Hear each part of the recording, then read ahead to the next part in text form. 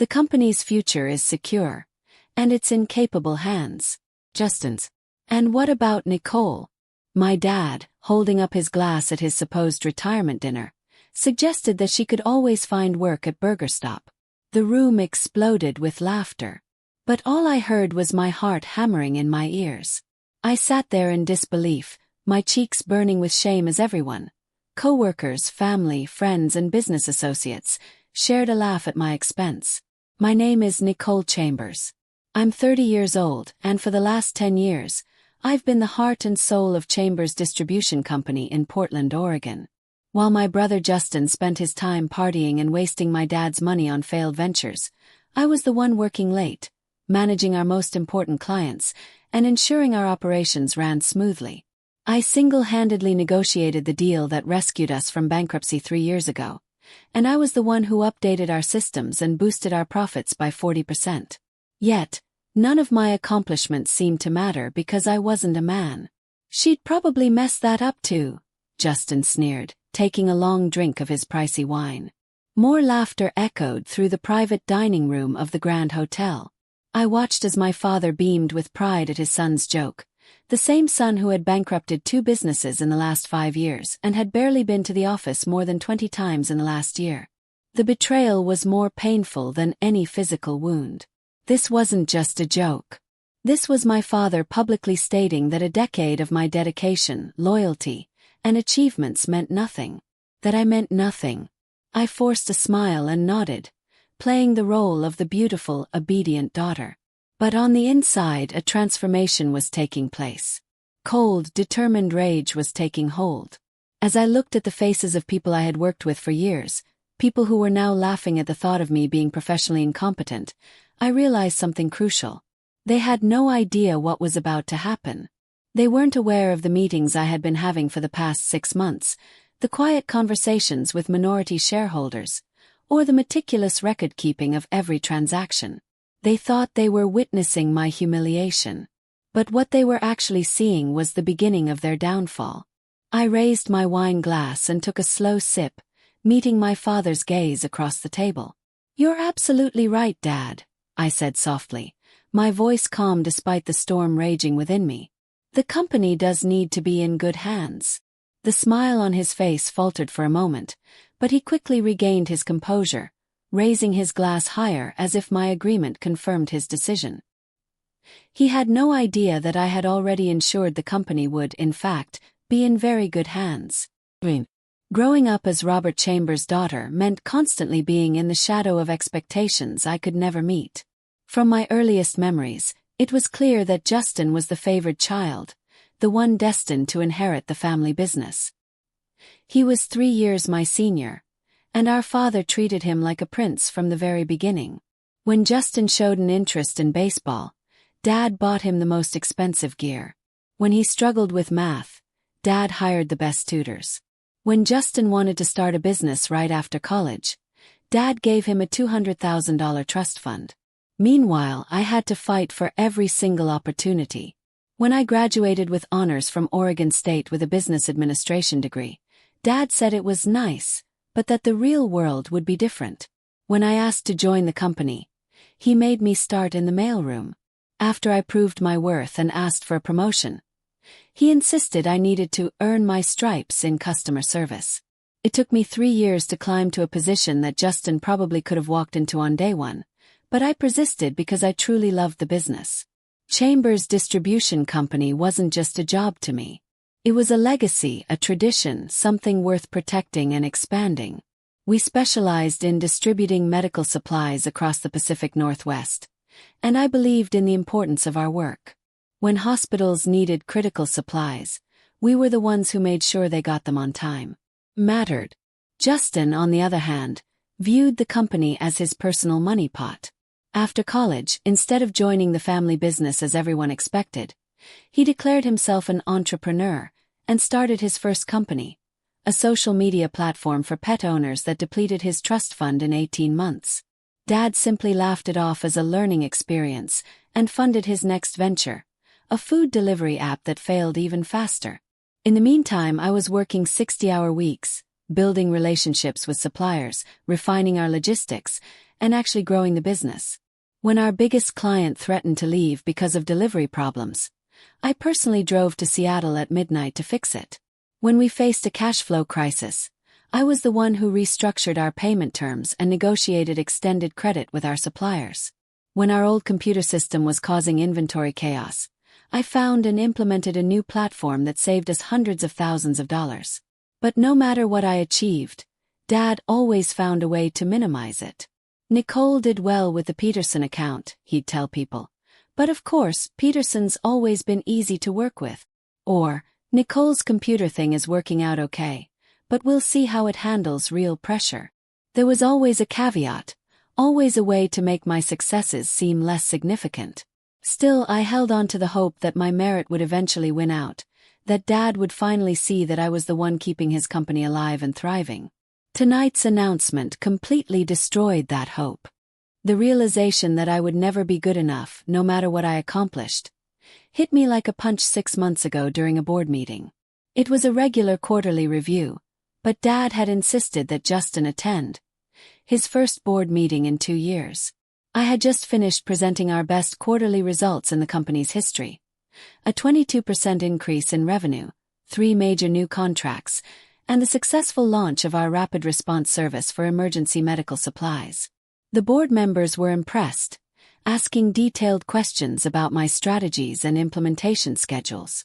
I felt confident, even proud, as I explained how we had captured market share from our biggest competitor by focusing on reliability and customer service.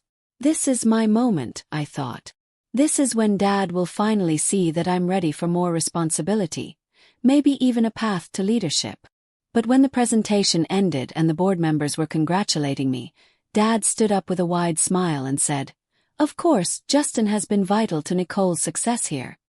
His entrepreneurial mindset has really helped guide her thinking." I stared at him in disbelief. Justin had contributed absolutely nothing to any of these initiatives. He hadn't even been in the office for most of the quarter. To his credit, Justin looked embarrassed and started to correct Dad, but our father continued. "In fact, I think it's time we started talking about bringing Justin on board in a more official capacity. Maybe as Vice President of Strategic Development." The room went silent. Even the board members looked confused. They had just witnessed my presentation of transformative results, and Dad was talking about promoting the son who hadn't been present for any of it. That's when it all became clear to me.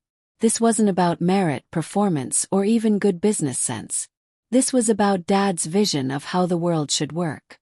And in that vision, men were leaders and women were supporters. I could run the company better than anyone else in the room. And deep down I think Dad knew that. But he would never let it happen. As I left that meeting, I felt something inside me break, and then immediately reshape into something tougher and more resolute.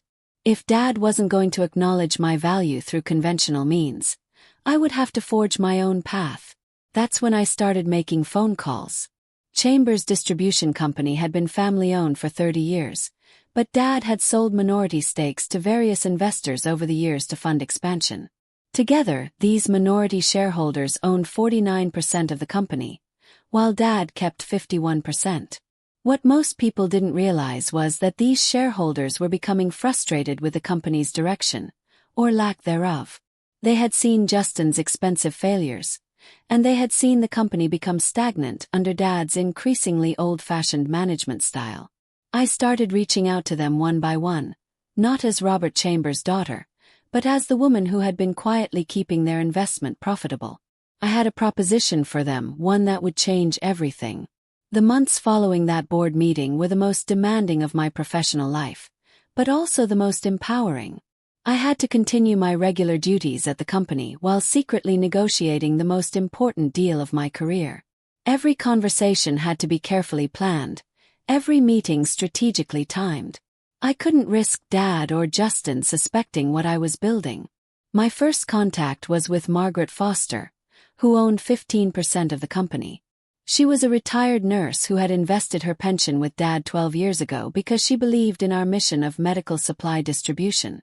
When I called her, I didn't mention my family dynamics at all. Instead, I focused on business. Margaret, I've been analyzing our growth potential, and I think we're missing out on a lot of revenue, I told her over coffee at a quiet downtown cafe. With the right leadership and strategic vision, we could triple our market share in 5 years.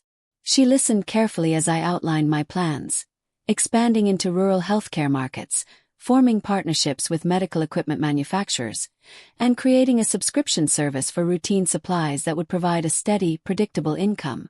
These weren't just dreams. I had already done the research, crunched the numbers, and even had preliminary conversations with potential partners. "This sounds incredible, Nicole," Margaret said, thoughtfully stirring her coffee. "But what does your father think about these expansion plans?" I took a deep breath. "That's actually why I wanted to talk to you. I don't think Dad is interested in this level of growth anymore. He's talking about retirement and planning to hand control to Justin." I let that information sink in for a moment. Margaret knew Justin's track record. "I see," she said slowly. "And you think you could implement these changes if you had more influence in the company?" "I know I could, but I need partners who share my vision. People who want to see their investment grow rather than just maintain the status quo." By the end of our conversation, Margaret was intrigued. She didn't commit to anything specific, but she agreed to think about it. More importantly, she gave me the names of 2 other shareholders who might be interested in discussing the company's future. The next few months were a delicate dance of building relationships and trust. I met with David Thompson, who owned 18%, and Patricia Wells, who owned 16%. Each conversation was meticulously designed to focus on business fundamentals rather than family drama. I presented detailed market analyses, financial projections, and strategic plans. I showed them how my initiatives over the past 3 years had consistently surpassed industry standards. The turning point came when Patricia asked me directly, "Nicole, are you proposing some kind of management buyout?" I had prepared for this moment, but my heart still raced as I answered, "I'm proposing that the shareholders who truly care about this company's future take control of its direction. If you're willing to sell your shares to someone who will work full-time to maximize their value, then yes." The negotiations were complex. Each shareholder had different concerns, timelines, and financial needs. Margaret wanted assurance that the company's mission would remain the same. David was primarily interested in the return on investment and wanted to see detailed financial projections. Patricia was concerned about the legal implications and insisted on having her lawyer review everything. But slowly, carefully, I built a consensus. I offered fair market value for their shares, actually a little bit more than the current market value, using a combination of my savings, a business loan, and seller financing agreements. More importantly, I proved that I had a clear vision for growth and the proven ability to make it happen. The legal paperwork was handled by Thomas Mitchell, a corporate attorney I had worked with on supplier contracts. He understood the importance of secrecy and helped structure the deals to close at the same time, preventing any single transaction from triggering disclosure requirements that might alert Dad to what was happening. By the time I sat down at that retirement dinner, I owned 51% of Chambers Distribution Company. I was the majority owner of the business I had been building for 10 years. The irony of Dad's retirement dinner wasn't lost on me. He had chosen the Grand Hotel's private dining room specifically to make a statement. This was a significant event worthy of ceremony and witnesses. He wanted everyone to see him pass the torch to his chosen successor. What he didn't realize was that he was giving me the perfect stage for my own announcement. As I sat there listening to him toast Justin's future leadership, I watched the faces around the table. There was Margaret Foster, who had arrived as my guest. Dad assumed she was there because of her long business relationship with the company, not knowing she was now my business partner. David Thompson was nodding politely, but I caught his eye briefly and saw a hint of a smile. Patricia Wells maintained her poker face perfectly, occasionally glancing at her phone where she had the signed transfer documents saved. The guest list was a who's who of Portland's business community. Frank Harrison from Pacific Medical Group, our largest client, Jennifer Walsh from the Chamber of Commerce, and several vendors, competitors, and industry colleagues. Dad had wanted witnesses to Justin's coronation, and he was about to get them, just not in the way he had planned. "You know," Dad continued, his voice carrying across the room with the confidence of a man who believed he was in complete control. "Building a business isn't just about hard work. It's about vision, leadership, and the ability to make tough decisions. That's why I know Justin will take this company to new heights." Justin, for his part, was soaking up the attention. He stood and raised his own glass, playing the role of the humble heir apparent. "I'm honored by Dad's confidence," he said, his voice a little slurred from the pre-dinner drinks. "I have big plans for Chambers Distribution. We're going to shake up the industry and bring some real innovation to this old-school business." I almost laughed at that. Justin's idea of innovation was usually whatever he had read about in the latest business magazine, but the room applauded politely, and Dad beamed with pride. The speeches continued for another 20 minutes. Dad talked about the company's history, its values, and its bright future under Justin's leadership. Justin vaguely outlined his vision for modernizing operations, though his ideas were clearly not well thought out. Various guests offered congratulations and well wishes. Through it all, I remained calm and composed, occasionally nodding or smiling at the right moments. Inside, though, I was calculating the timing. I needed to let Dad finish his presentation completely before I made my move. This wasn't just about business. It was about making sure that everyone in this room understood exactly what had just happened. When Dad finally sat down, clearly pleased with his performance, I quietly signaled to Thomas Mitchell, who was seated near the back of the room. He stood and cleared his throat loudly enough to get everyone's attention. "Excuse me," Thomas said, his voice carrying the authority that comes with 30 years of corporate law practice. "I'm sorry to interrupt, but there's actually a business matter that needs to be addressed this evening." The room fell silent. Dad looked confused and slightly annoyed at the interruption to his celebration.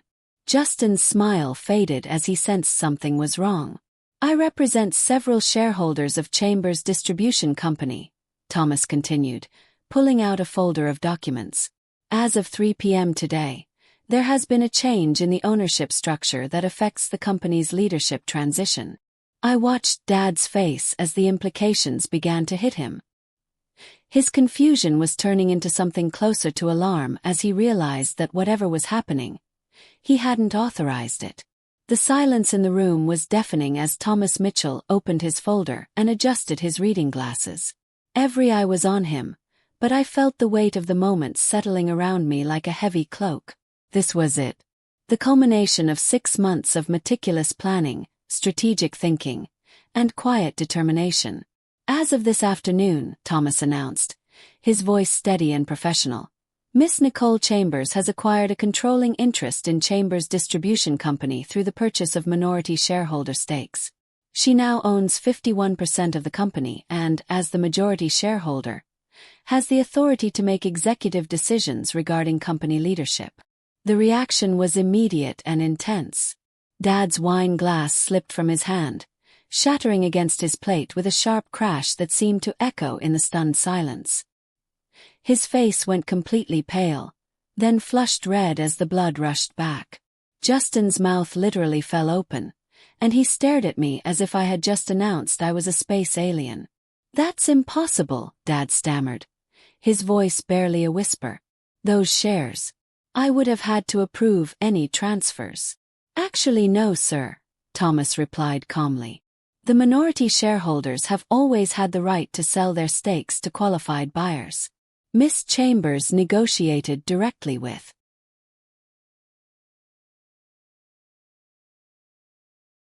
each shareholder, Margaret Foster, David Thompson, and Patricia Wells, and purchased their combined 49% stake.